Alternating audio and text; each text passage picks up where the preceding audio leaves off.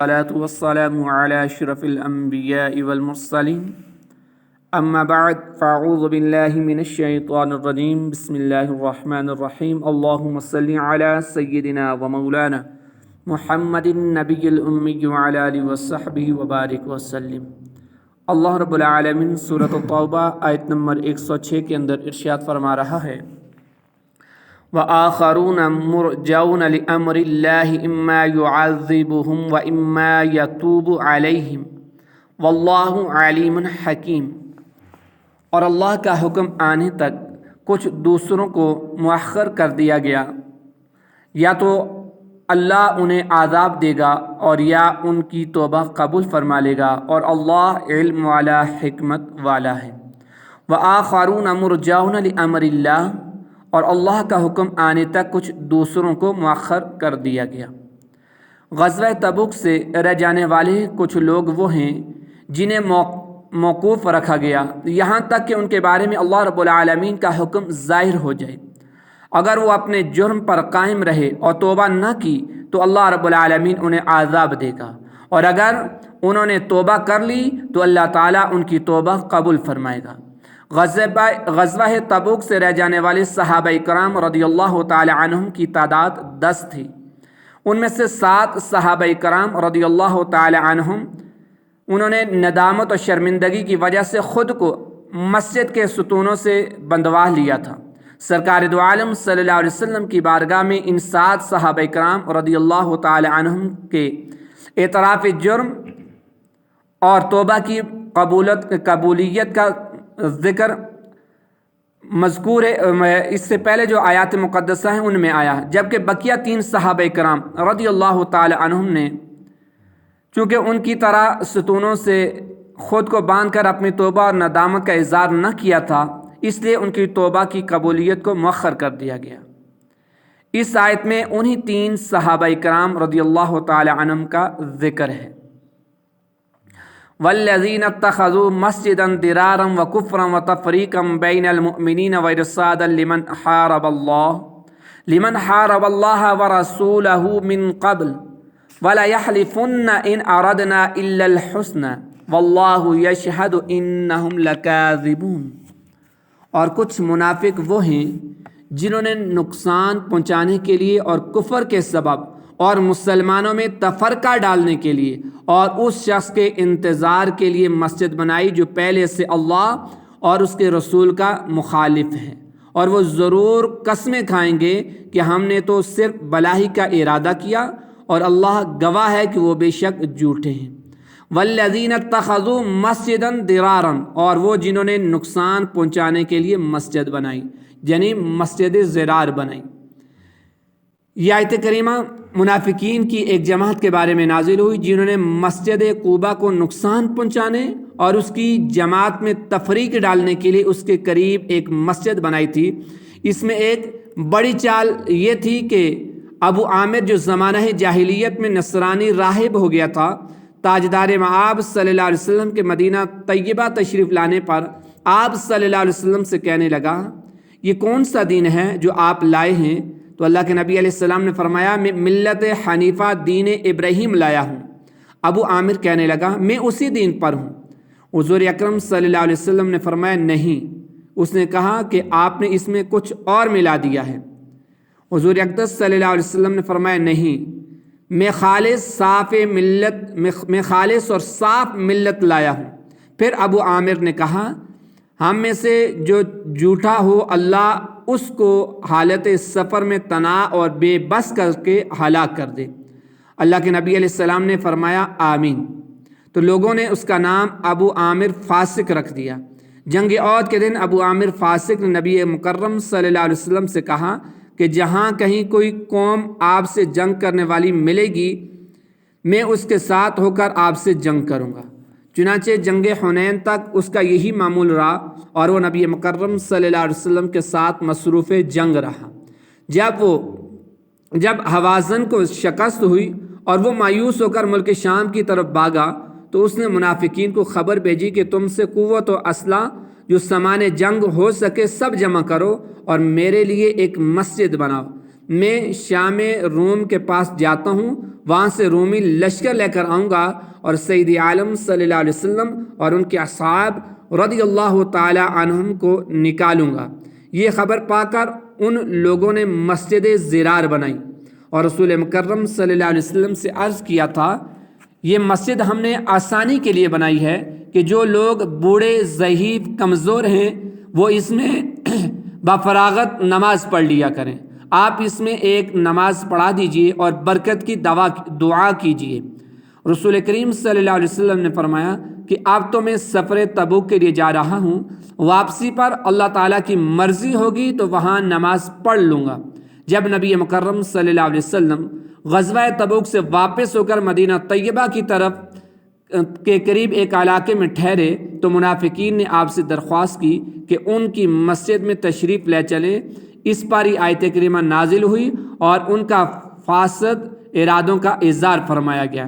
تب اللہ کے نبی نے صحابہ کرام رضی اللہ تعالی عنہم کو حکم دیا کہ اس مسجد کو گرا دیں اور جلا دیں، چنانچہ ایسا ہی کیا گیا اور ابو عامر راہب ملک شام میں بحالت سفر، بے کسی اور تنہائی میں ہلاک ہوا۔ اس سے معلوم ہوا کہ مسجد کے نام پر بھی مسلمانوں کو نقصان پہنچایا جا سکتا ہے اور اللہ تعالیٰ اور رسول کریم صلی اللہ علیہ وسلم سے دشمنی کی جا سکتی ہے۔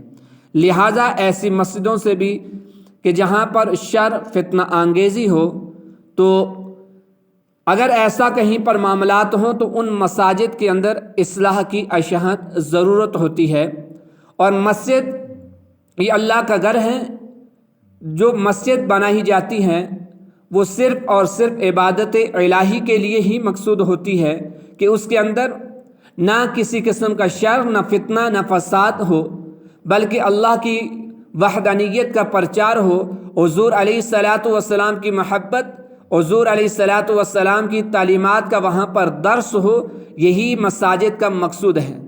تو آج کل ہماری مساجد کے باہر بڑے بڑے بورڈ آویزاں ہوتے ہیں کہ یہاں پر فلاں لوگ آ سکتے ہیں، فلاں لوگ نہیں آ سکتے، یا یہاں پر فلاں لوگ جماعت کرا سکتے ہیں، فلاں لوگ جماعت نہیں کرا سکتے۔ اللہ کے نبی علیہ الصلاۃ والسلام نے فرمایا کہ کوئی بندہ مومن نماز مسجد میں آنے سے منع نہیں کر سکتا۔ یعنی یہ مسجد، اللہ کے نبی صلی اللہ علیہ وسلم کے ادوار کے اندر بھی لوگ جب کہیں سفر پر جاتے تھے تو ان کے دو ہی ٹھکانے ہوا کرتے تھے، یا تو وہ قیام مساجد کے اندر فرمایا کرتے تھے یا قبرستان کے اندر۔ یہاں اہل سفر جو سفر کرنے والے دور دراز کا ہوتے تھے تو وہ انہی جگہوں پر مساجد کے اندر یا قبرستان کے اندر اپنا سفر وہاں پر ٹھکانہ بنایا کرتے تھے، وہاں پر قیام کیا کرتے تھے، ٹھہرا کرتے تھے۔ اگلی آیت کے اندر اللہ رب العالمین ارشاد فرما رہا ہے، لا تقم فیہ ابدا لمسجد اسس علی التقوی من اول یوم احق ان تقوم فیہ رجال یحبون ان یتطہروا واللہ یحب المتطہرین۔ اور ہے حبیب، آپ اس مسجد میں کبھی کھڑے نہ ہوں، بے شک وہ مسجد جس کی بنیاد پہلے دن سے پرہیزگاری پر رکھی گئی ہے، وہ اس کی حقدار ہے کہ تم اس میں کھڑے ہوں۔ اس میں وہ لوگ ہیں جو خوب پاک ہونا پسند کرتے ہیں اور اللہ خوب پاک ہونے والوں سے محبت فرماتا ہے۔ لا تقم فیہ ابدا، اے حبیب آپ اس مسجد میں کبھی کھڑے نہ ہوں۔ اس آیت میں تاجدار مآب صلی اللہ علیہ وسلم کو مسجد زرار میں نماز پڑھنے کی ممانعت فرمائی گئی۔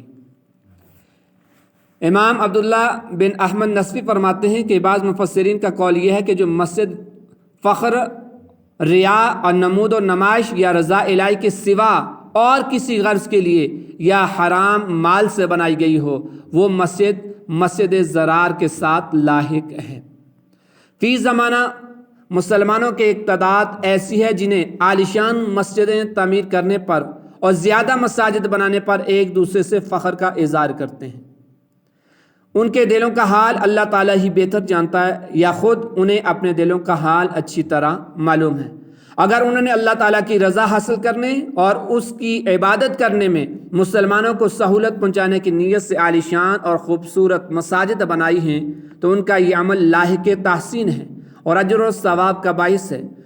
اور اگر ان کی نیت یہ نہ تھی بلکہ خوبصورت مساجد بنانے سے ریاکاری، فخر، بڑائی کا اظہار مقصود تھا۔ اگرچہ زبان سے لوگوں کے سامنے یہ صدا عام تھی کہ اللہ تعالیٰ ان کی یہ کوشش قبول فرمائے، تو انہیں چاہیے کہ ان حدیث طیبہ سے نصیحت حاصل کریں کہ حضرت انس رضی اللہ تعالیٰ عنہ سے روایت ہے کہ اللہ کے نبی نے ارشاد فرمایا، قیامت کی نشانی یہ بھی ہے کہ لوگ مسجد تعمیر کرنے میں فخر کریں گے، یعنی اللہ تعالیٰ کی رضا حاصل کرنے کے لیے اخلاص کے ساتھ نہیں بلکہ ناموری، ریاکاری اور بڑائی کی نیت سے مسجدیں تعمیر کریں گے۔ اور ابن ماجہ کی حدیث مبارکہ ہے کہ حضرت انس بن مالک رضی اللہ تعالیٰ عنہ سے روایت ہے کہ اللہ کے نبی نے ارشاد فرمایا، قیامت قائم نہ ہوگی یہاں تک کہ لوگ جب مسجد تعمیر کرنے کے معاملے میں فخر کرنے لگ جائیں گے۔ آج وہی معاملہ ہے کہ جب مساجد کی تعمیرات کی بات آتی ہے تو ایک دوسرے کے ساتھ کمپٹیشن ہوتا ہے، اور جب انہی مساجد کو آباد کاری کی بات آتی ہے تو ماشاءاللہ ہماری مساجد اللہ ماشاءاللہ کے 1 2 4 نمازی ہمیں نظر آتے ہیں کہ جو مستقل مزاجی کے نمازی ہوں، استقامت کے ساتھ باجماعت نماز ادا کرنے والے ہوں۔ تو اس کے علاوہ ہمیں اکثر مساجد ویران نظر آتی ہیں۔ تو آیا کہ اگر اللہ کی رضا اور اللہ کی خوشنودی کے لیے مساجد کو تعمیر کیا ہے، اس کی زیب و آرائش کی ہے، تو اس کا اصل مقصد، اصل مدعا تو عبادت کاری ہے جو کہ ویراں ہے۔ اور یہ بات ہمارے ذہنوں کے اندر راسخ ہونی چاہیے کہ مسجد کا حسن، مسجد کی ڈیکوریشن، اچھے ماربل لگانا، اچھی ٹائل لگانا اور دیگر چیزیں اچھی لے کر آنا ڈیکوریشن کی، یہ نہیں ہے، بلکہ مساجد کی خوبصورتی، مساجد کا حسن نمازی ہے کہ جو لوگ اپنی مساجد کو آباد کرتے ہیں تو مساجد کا مقصد پورا ہو گیا، وہی مساجد کا حسن ہے۔ حضرت انس رضی اللہ تعالیٰ عنہ سے روایت ہے کہ اللہ کے نبی نے فرمایا، لوگوں پر ایک زمانہ ایسا آئے گا جس میں وہ مسجدیں تعمیر کرنے میں ایک دوسرے پر فخر کیا کریں گے اور انہیں آباد کم کیا کریں گے۔ یاد رہے کہ کسی کے دل کا حال اللہ تبارک و تعالیٰ بہتر جانتا ہے۔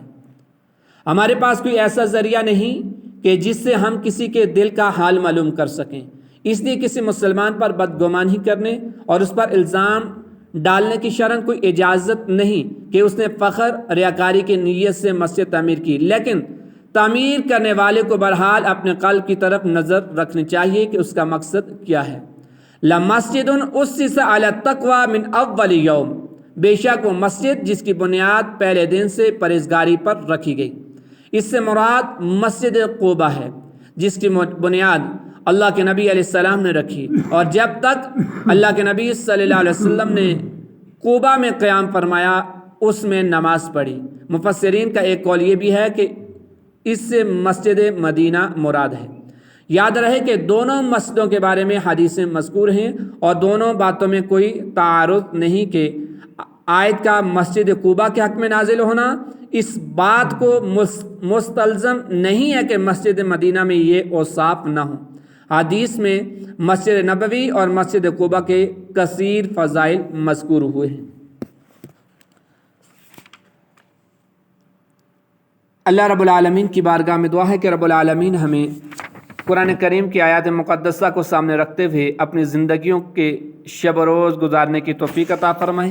وما علیہ الا البلاغ۔ آمین۔ اللہ